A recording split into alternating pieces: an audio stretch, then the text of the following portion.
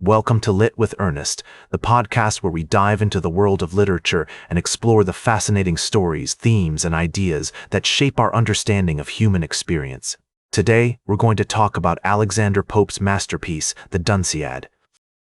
This satirical poem is a scathing critique of the literary and intellectual establishment of 18th century England, and its relevance extends far beyond its historical context.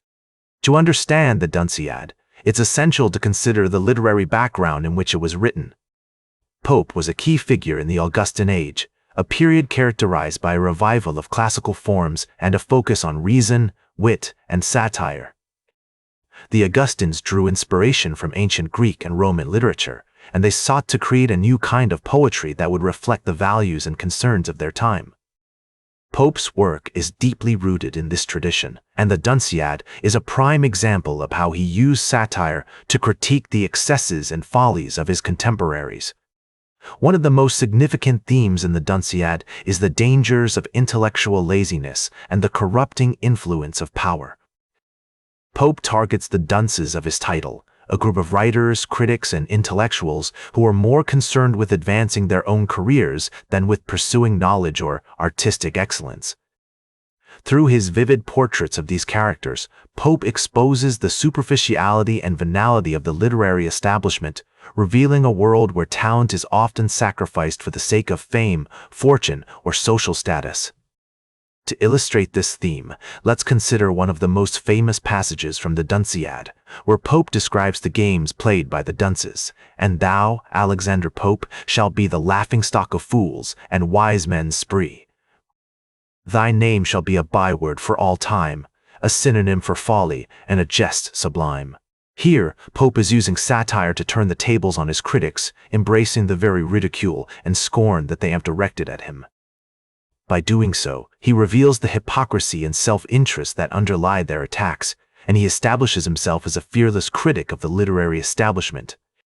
The Dunciad has had a profound influence on literature and culture, shaping the way we think about satire, criticism, and the role of the intellectual in society.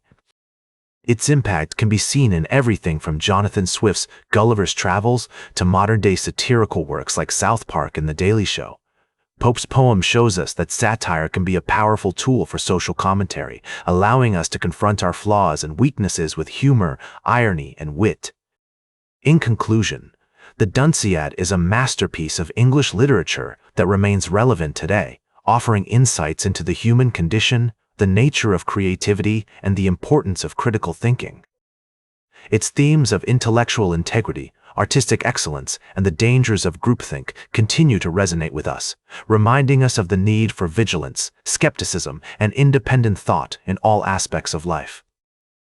As I always say, good writing is like a well-crafted fishing net. It's simple, yet effective. It gets the job done without showing off. Pope's The Dunciad is a testament to the power of disciplined writing, and a reminder that true art requires dedication, hard work, and a commitment to excellence. Whether you're a writer, an artist, or simply someone who cares about the state of our culture, the Dunciad is a work that will make you think, make you laugh, and maybe even make you angry. But most importantly, it will inspire you to strive for greatness, to challenge yourself, and to never settle for mediocrity. Like this episode if it hit true.